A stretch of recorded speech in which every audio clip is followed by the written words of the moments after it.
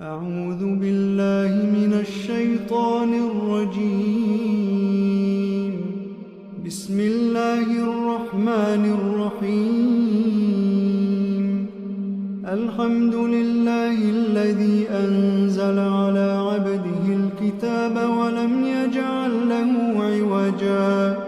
قيما لينذر بأسا شديدا من لدنه ويبشر المؤمنين الذين يعملون الصالحات أن لهم أجرا حسنا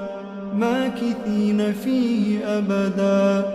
وينذر الذين قالوا اتخذ الله ولدا ما لهم به من علم ولا لآبائهم كبرت كلمة تخرج من أفواههم إن يقولون إلا كذبا فلعلك باخع نفسك على آثارهم إن لم يؤمنوا بهذا الحديث أسفا إنا جعلنا ما على الأرض زينة لها لنبلوهم أيهم أحسن عملا وإنا لجاعلون ما عليها صعيدا جرزا أم حسبت أن أصحاب الكهف والرقيم كانوا من آياتنا عجبا إذ أوى الفتية إلى الكهف فقالوا ربنا آتنا من لدنك رحمة وهيئ لنا من أمرنا رشدا فضربنا على آذانهم في الكهف سنين عددا ثم بعثناهم لنعلم أي الحزبين أحصى لما لبثوا أمدا نحن نقص عليك نبأهم بالحق إنهم فتية آمنوا بربهم وزدناهم هدى وربطنا على قلوبهم إذ قاموا فقالوا ربنا رب السماوات والأرض لن ندعو من دونه إلها لقد قلنا إذا شططا هؤلاء قومنا اتخذوا من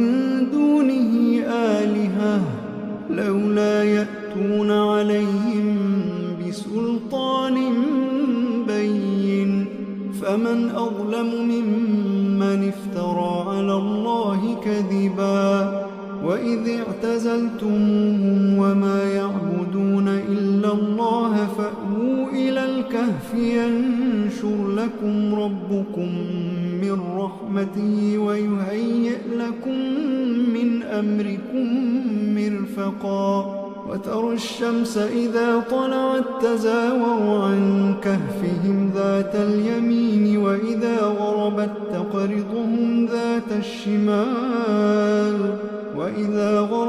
تقرضهم ذات الشمال وهم في فجوة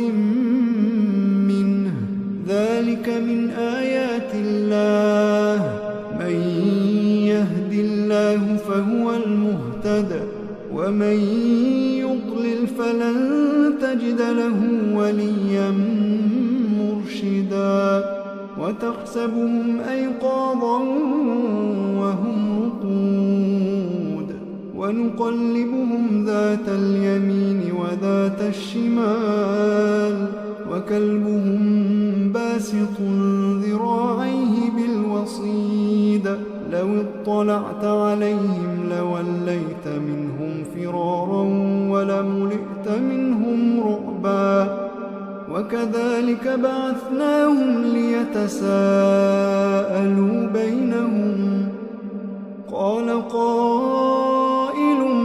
منهم كم لبثتم قالوا لبثنا يوما أو بعض يوم قالوا ربكم أعلم بما لبثتم فبعثوا أحدكم بورقكم هذه إلى المدينة فلينظر أيها أزكى طعاما فلينظر أيها أزكى طعاما يأتكم برزق منه وليتلطف ولا يشعرن بكم أحدا إنهم إن يظهروا عليكم يرجموكم أو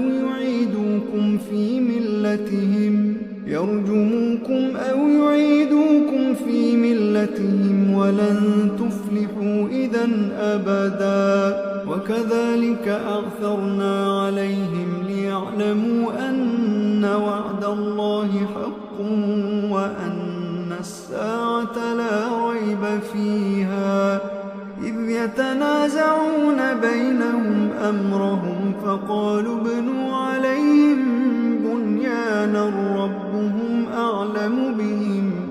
قال الذين غلبوا على أمرهم لنتخذن عليهم مسجدا سيقولون 3 رابعهم كلبهم ويقولون 5 سادسهم كلبهم رجما بالغيب ويقولون 7 وثامنهم كلبهم قل ربي أعلم بعدتهم ما يعلمهم إلا قليل فلا تمار فيهم إلا مراء ظاهرا ولا تستفت فيهم منهم أحدا ولا تقولن لشيء إني فاعل ذلك غدا إلا أن يشاء الله واذكر ربك إذا نسيت وقل عسى أن يهديني ربي لأقرب من هذا رشدا ولبثوا في كهفهم 300 سنين وازدادوا 9 قل الله أعلم بما لبثوا له غيب السماوات والأرض أبصر به وأسمع ما لهم من دونه من ولي ولا يشرك في حكمه أحدا واتل ما أوحي إليك من كتاب ربك لا مبدل لكلماته ولن تجد من دونه ملتحدا واصبر نفسك مع الذين يدعون ربهم بالغداة والعشي يريدون وجهه ولا تعد عيناك عنهم تريد زينة الحياة الدنيا ولا تطع من أغفلنا قلبه عن ذكرنا واتبع هواه وكان أمره فرطا وقل الحق من ربكم فمن شاء فليؤمن ومن شاء فليكفر إنا أعتدنا للظالمين نارا أحاط بهم سرادقها وإن يستغيثوا يغاثوا بماء كالمهل يشوي الوجوه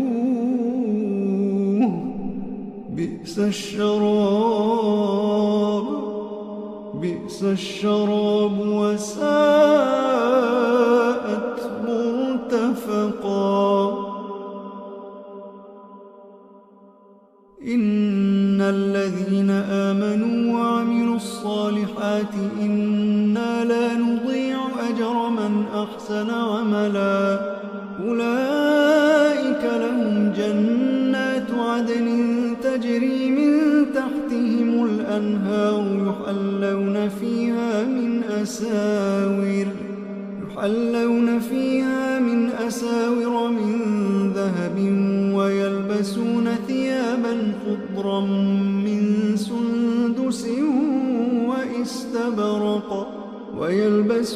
ثيابا خضرا من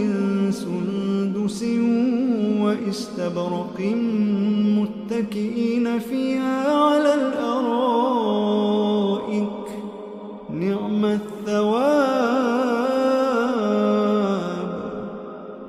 الثواب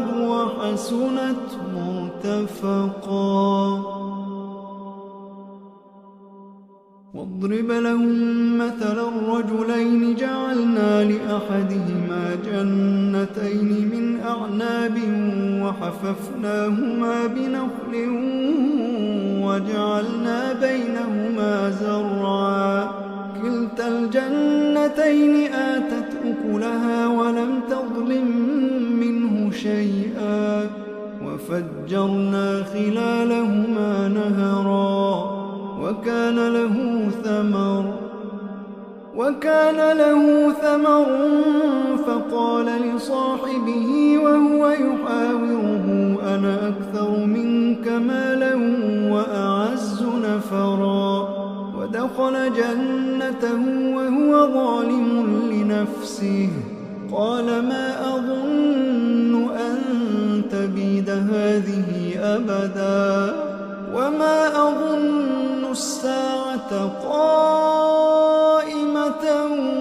ولئن رددت إلى ربي لأجدن خيرا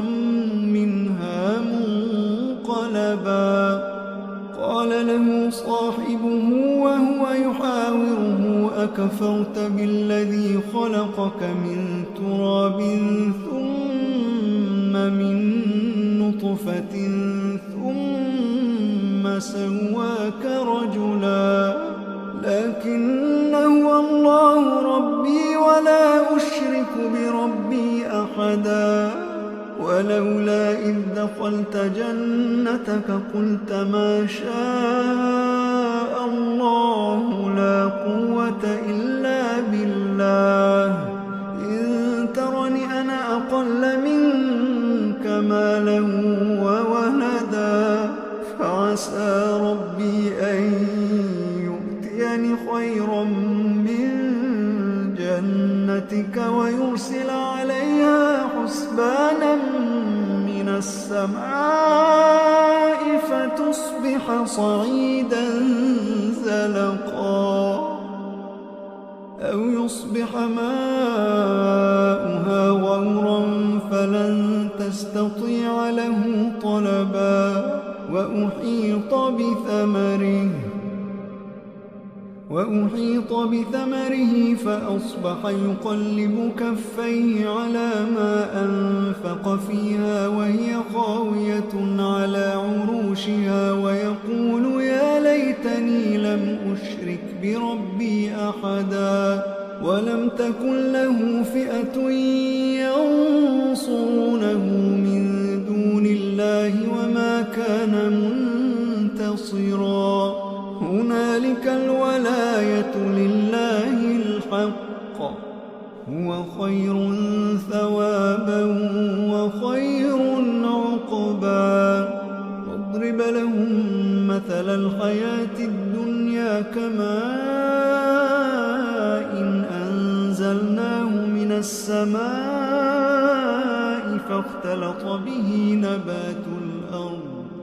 فاختلط به نبات الأرض فأصبح هشيما تذروه الرياح وكان الله على كل شيء مقتدرا المال والبنون زينة الحياة الدنيا والباقيات الصالحات خير عند ربك ثوابا وخير أملا ويوم نسير الجبال وترى الأرض بارزة وحشرناهم فلم نغادر منهم أحدا وعرضوا على ربك صفا لقد جئتمونا كما خلقناكم أول مرة بل زعمتم أن لن نجعل لكم موعدا ووضع الكتاب فترى المجرمين مشفقين مما فيه ويقولون يا ويلتنا ما لهذا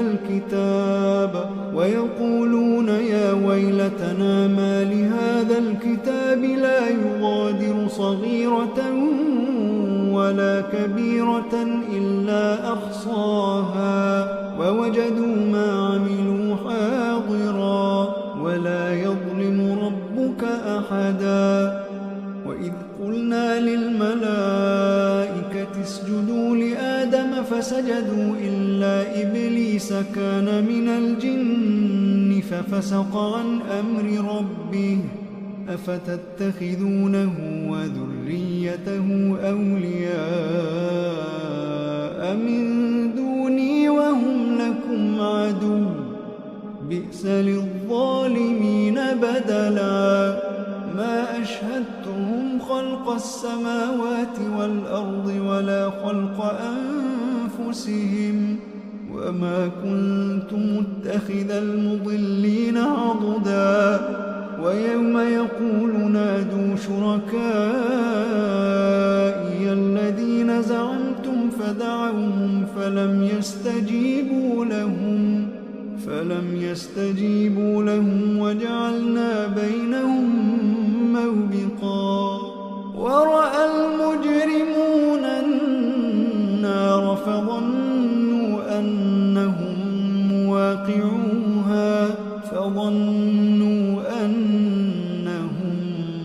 مواقعوها ولم يجدوا عنها مصرفا. ولقد صرفنا في هذا القرآن للناس من كل مثل وكان الإنسان أكثر شيء جدلا. وما منع الناس أن يؤمنوا إذ جاءهم الهدى ويستغفروا ربهم إلا أن تأتيهم سنة الأولين أو يأتيهم العذاب قبلا.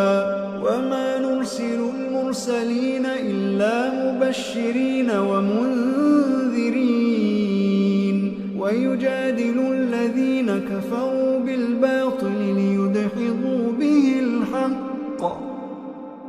واتخذوا آياتي وما أنذروا هزوا. ومن أظلم ممن ذكر بآيات ربه فأعرض عنها ونسي ما قدمت يداه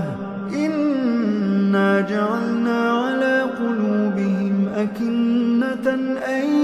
يفقهوا وفي آذانهم وقرا وإن تدعهم إلى الهدى فلن يهتدوا إذا أبدا. وربك الغفور ذو الرحمة لو يؤاخذهم بما كسبوا لعجل لهم العذاب بل لهم موعد لن يجدوا من دونه موئلا. وتلك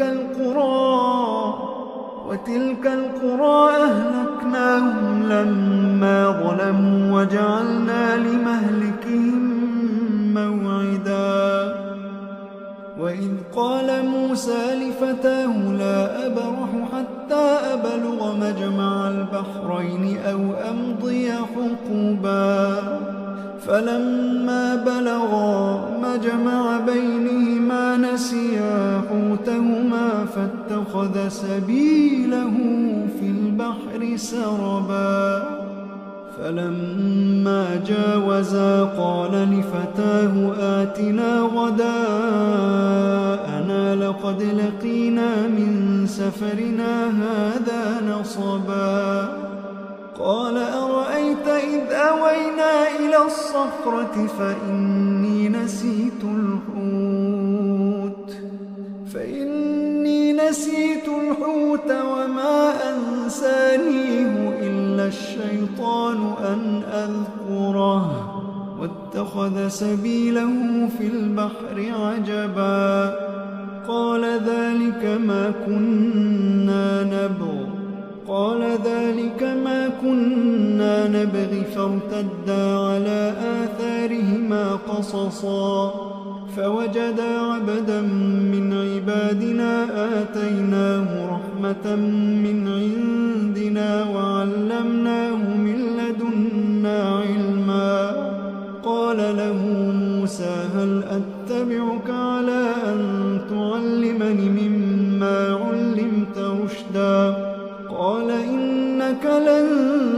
تستطيع معي صبرا وكيف تصبر على ما لم تحط به خبرا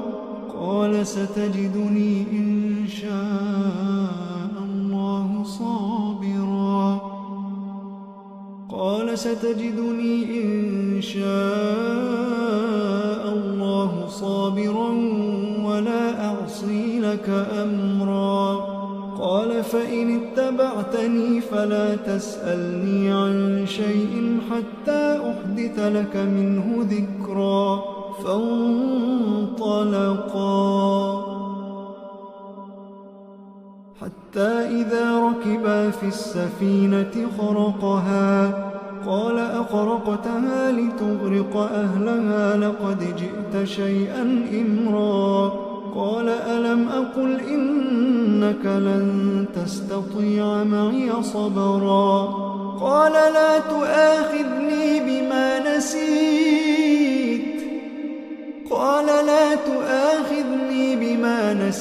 ولا ترهقني من أمري عسرا فانطلقا حتى إذا لقيا غلاما فقتله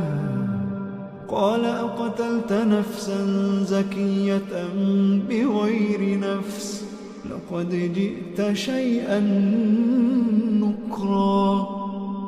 قال ألم أقل لك إنك لن تستطيع معي صبرا قال إن سألتك عن شيء بعدها فلا تصاحبني قد بلغت من لدني عذرا فانطلقا حتى إذا أتيا أهل قرية استطعما أهلها فأبوا أن يضيفوهما فوجدا فيها جدارا يريد أن ينقض فأقامه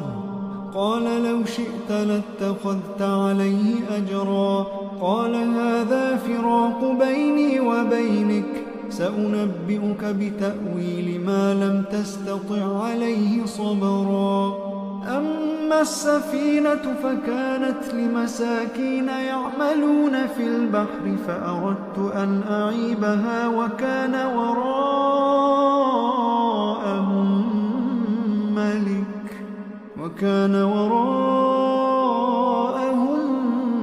ملك يأخذ كل سفينة غصبا وأما الغلام فكان أبواه مؤمنين فخشينا أن يرهقهما طغيانا وكفرا فأردنا أن يبدلهما ربهما خيرا منه زكاة وأقرب رحما وأما الجدار فكان لغلامين يتيمين في المدينة وكان تحته كنز لهما وكان أبوهما صالحا فأراد ربك أن يبلغا أشدهما ويستخرجا كنزهما رحمة من ربك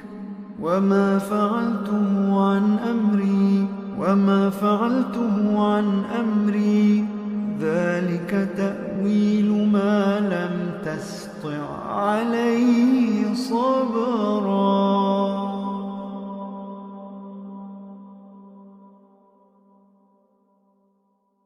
ويسألونك عن ذي القرنين قل سأتلو عليكم منه ذكرا إنا مكنا له في الأرض وآتيناه من كل شيء سببا فأتبع سببا حتى إذا بلغ مغرب الشمس وجدها تغرب في عين حمئة ووجد عندها قوما قلنا يا ذا القرنين إما أن تعذب وإما أن تتقي نتخذ فيهم حسنا. قال أما من ظلم فسوف نعذبه ثم يرد إلى ربه فيعذبه عذابا نكرا. وأما من آمن وعمل صالحا فله جزاء الحسنى وسنقول له من أمرنا يسرا. ثم أتبع سببا حتى إذا بلغ مطلع الشمس وجدها تطلع على قوم لم نجعل لهم من دونها سترا. كذلك وقد أحطنا بما لديه خبرا. ثم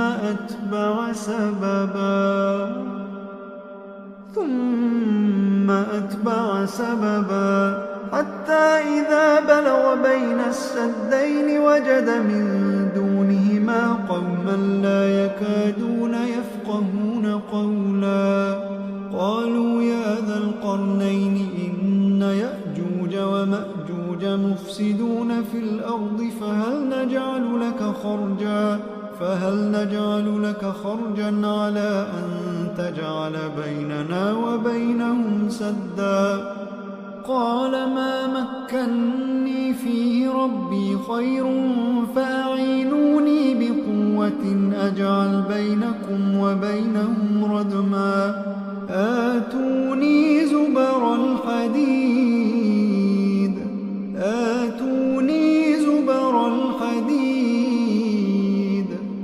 حتى إذا ساوى بين الصدفين قال انفخوا حتى إذا جعله نارا قال آتوني أفرغ عليه قطرا. فما استطاعوا أن يظهروه وما استطاعوا له نقبا. قال هذا رحمة من ربي فإذا جاء وعد ربي جعله دكا وكان وعد ربي حقا. وتركنا بعضهم يومئذ يموج في بعض ونفخ في الصور فجمعناهم جمعا. وعرضنا جهنم يومئذ للكافرين عرضا. الذين كانت أعينهم في غطاء عن ذكري وكانوا لا يستطيعون سمعا. أفحسب الذين كفروا أن يتخذوا عبادي من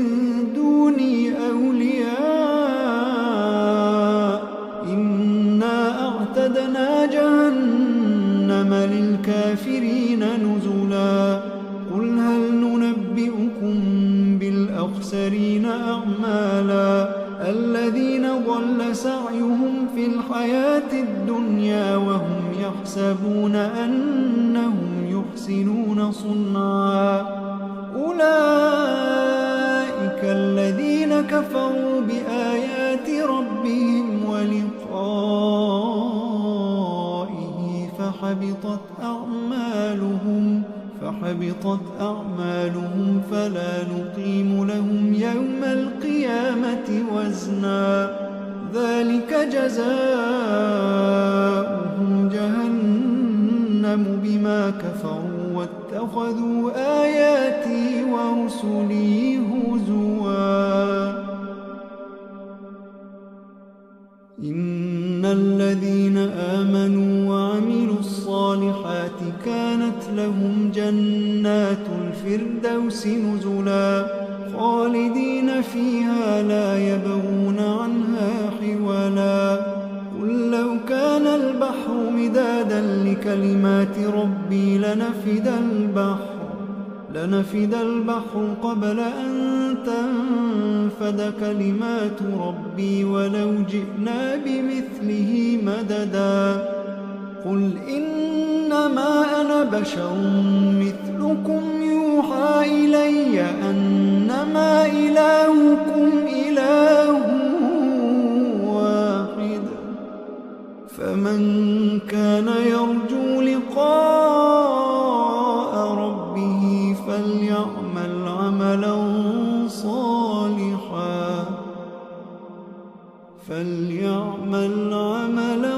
صالحا ولا يشرك بعبادة